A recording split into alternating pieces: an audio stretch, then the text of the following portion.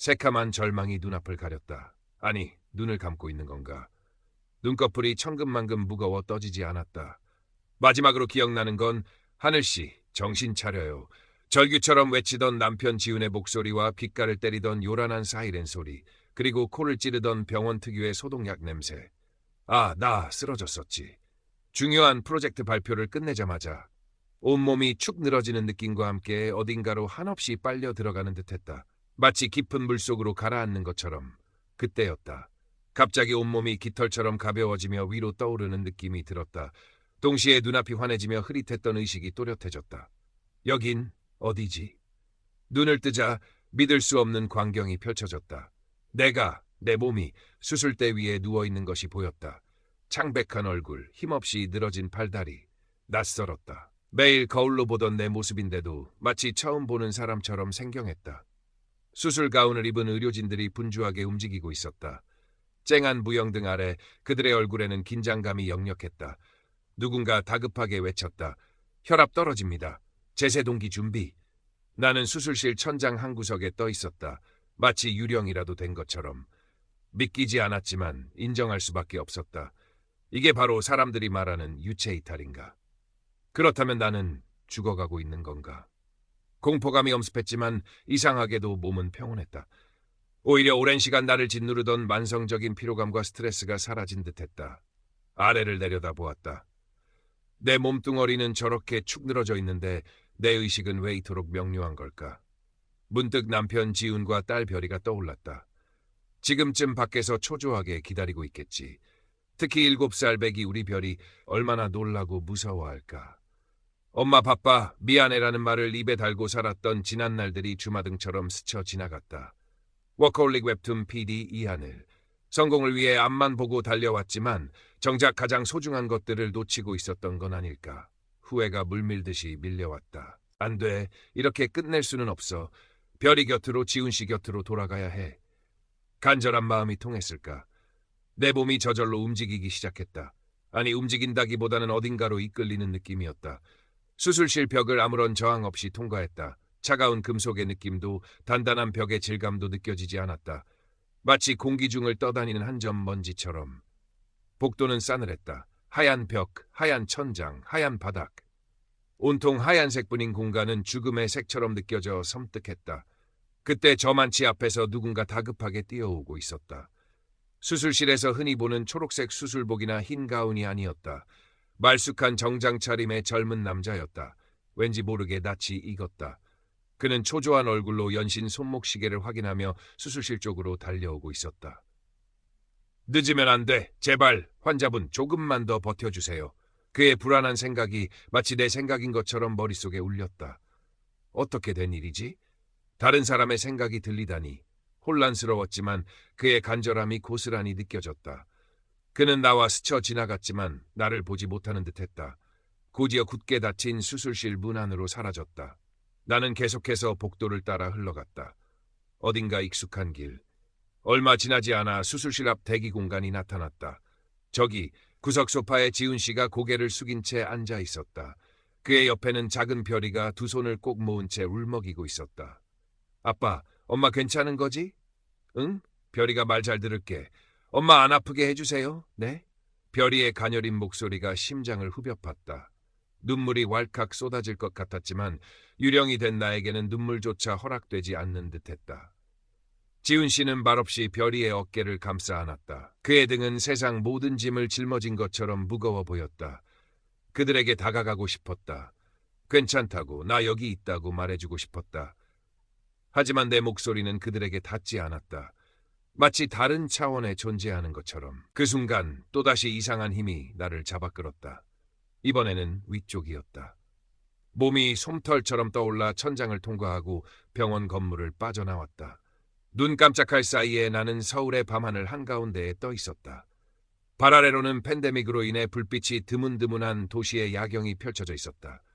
한강은 검은 비단처럼 고요히 흘렀고 자동차 불빛들은 마치 살아있는 생명체처럼 도시의 혈관을 따라 움직였다. 아름다웠지만 한없이 쓸쓸한 풍경이었다. 얼마나 높이 올라온 걸까? 바람 소리도 도시의 소음도 들리지 않았다. 오직 정막만이 감돌았다. 나는 어디로 가는 걸까? 이대로 영원히 밤하늘을 떠돌게 되는 걸까? 두려움보다는 기묘한 평온함이 나를 감쌌다. 그때 저 멀리 한 점 빛이 보이기 시작했다. 처음에는 아주 작은 점이었지만 점점 더 커지고 밝아졌다. 마치 거대한 자석처럼 나를 강하게 끌어당겼다. 거부할 수 없는 힘이었다. 나는 쏜살같이 그 빛을 향해 빨려 들어갔다. 눈을 뜰 수 없을 만큼 강렬한 빛이었다. 빛의 터널. 그래, 임사체험 이야기에서 흔히 듣던 바로 그 터널이었다. 터널 안은 따뜻하고 평화로웠다. 모든 걱정과 근심이 사라지고 오직 순수한 기쁨만이 남아있는 듯했다. 얼마나 시간이 흘렀을까. 마침내 빛의 터널 끝에 다다랐다. 눈앞에 펼쳐진 광경은 말로 형용할 수 없을 만큼 아름다웠다. 끝없이 펼쳐진 초원, 형형색색의 꽃들, 그리고 수정처럼 맑은 강.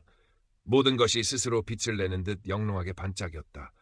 공기는 너무나 맑고 향긋해서 숨을 쉴 때마다 온몸이 정화되는 느낌이었다. 이곳은 천국일까? 드디어 오셨군요, 하늘씨. 부드럽고 따뜻한 목소리가 들려왔다. 돌아보니 한 남자가 미소를 지으며 서 있었다.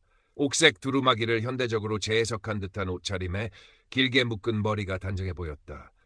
그의 눈빛은 깊고 평화로웠으며 왠지 모를 익숙함이 느껴졌다. 당신은 누구시죠?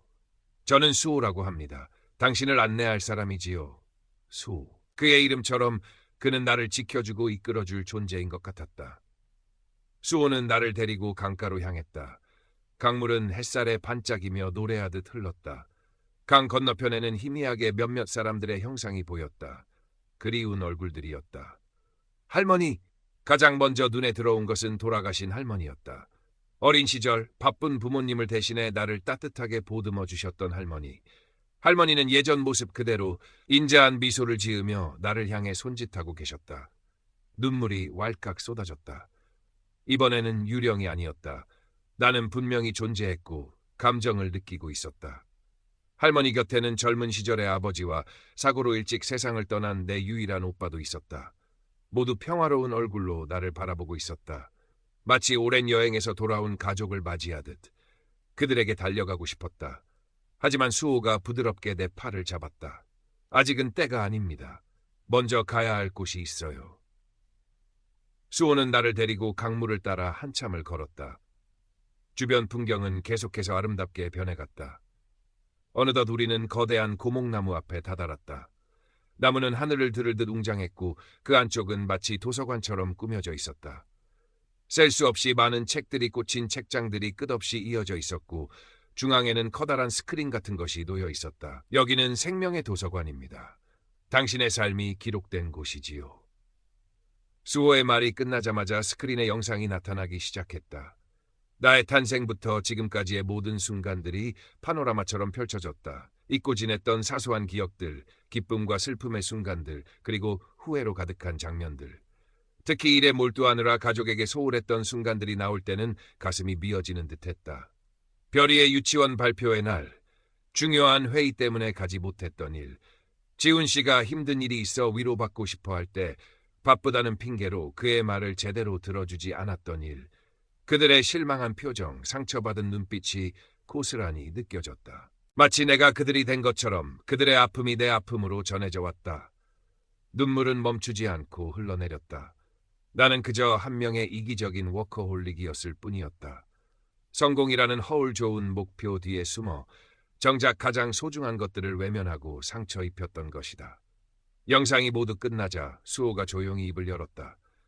모든 경험은 배움의 과정입니다. 하늘씨, 당신은 당신의 삶을 통해 많은 것을 배우고 느꼈을 겁니다. 그의 목소리는 따뜻했지만 나는 고개를 들 수 없었다. 부끄러움과 죄책감이 온몸을 짓눌렀다. 저는 너무 많은 잘못을 저질렀어요.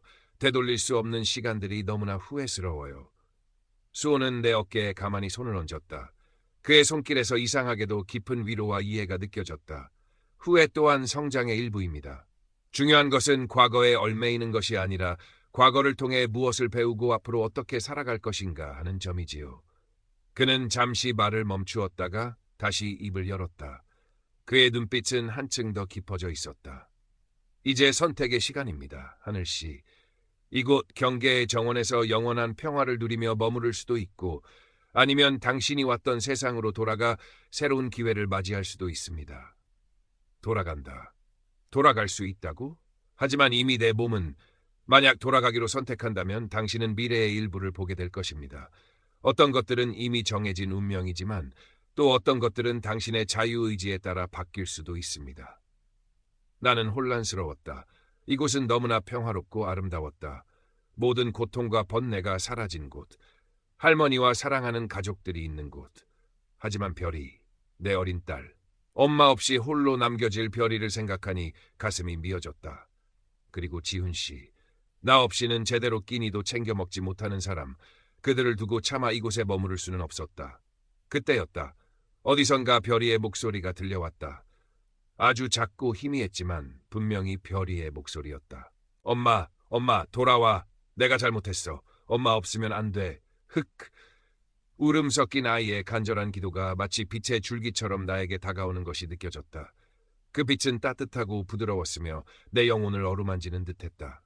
별이의 순수한 사랑, 나를 향한 간절한 그리움이 고스란히 전해져 왔다. 가슴 깊은 곳에서부터 뜨거운 무언가가 솟아올랐다. 삶에 대한 강렬한 의지였다. 그래, 이렇게 끝낼 수는 없어. 내 딸에게, 내 남편에게 돌아가야 해. 아직 하지 못한 말들이 너무나 많아.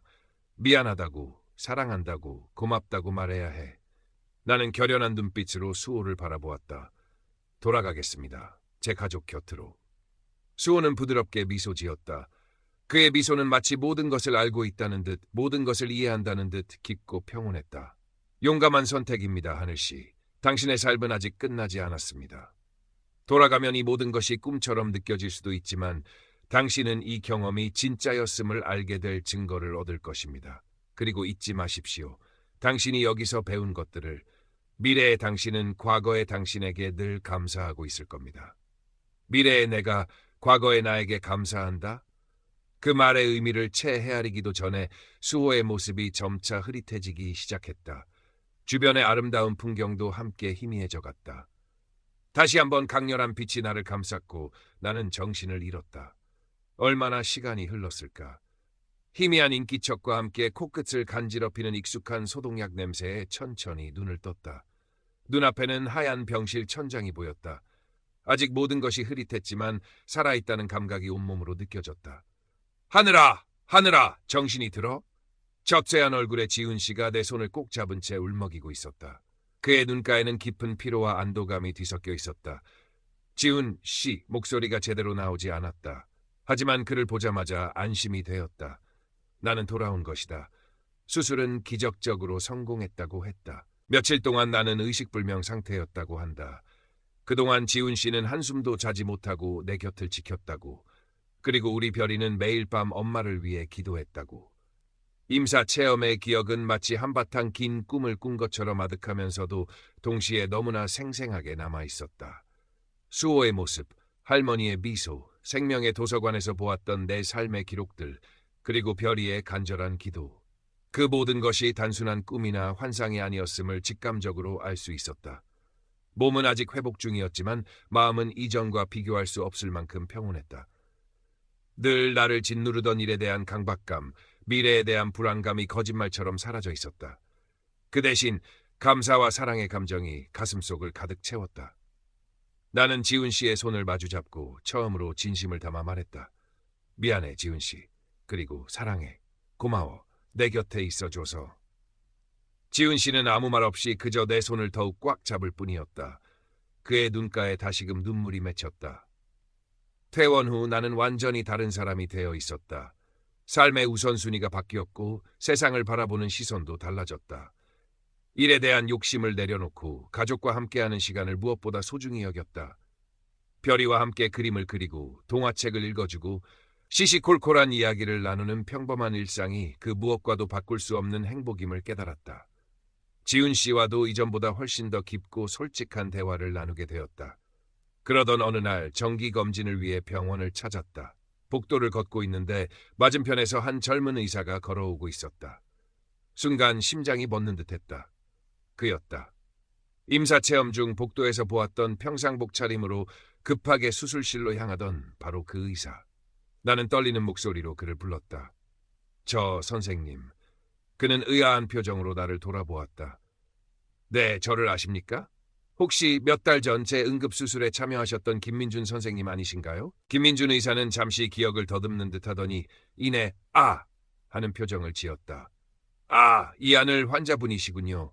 네, 맞습니다. 그때 제가 비번이었는데 응급콜을 받고 급하게 달려오느라 평상복 차림으로 수술에 들어갔었습니다. 워낙 긴박한 상황이었죠.